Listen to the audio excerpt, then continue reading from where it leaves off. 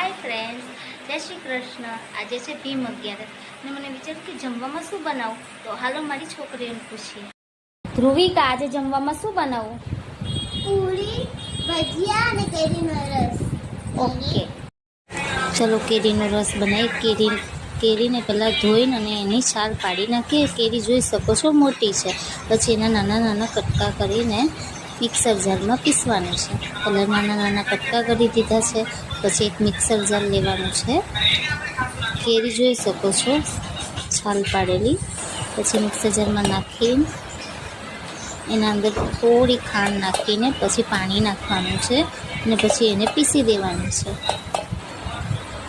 પીસ્યા બાદ આપણો કેરીનો રસ તમે જોઈ શકો છો કેવો સારો છે.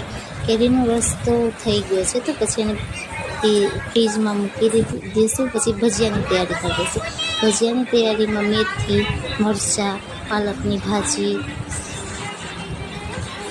બટેટા, પછી પૂરીનો લોટ મેં બાંધી દીધો. પૂરી બનાવવાની છે તો કેરીનો રસ, પૂરીને ભજીયા.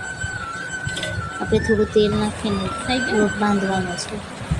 પછી હાલો ભજીયાનો લોટ બાંધવાનો છે. એના અંદર પાલક, મેથી, પુદીનો, મરચાં, પછી ઝીણા કટ કરેલા બટેટા, પછી એના અંદર સ્વાદ અનુસાર થોડું મીઠું, પછી થોડી હિંગ નાખી દઈશું.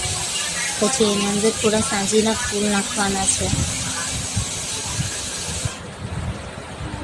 સાંજીના ફૂલ નાખ્યા બાદ આપણે એના અંદર લીંબુ પણ નાખવાનું છે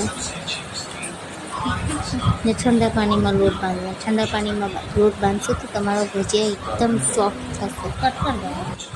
ખાવામાં પણ તમને મજા આવશે.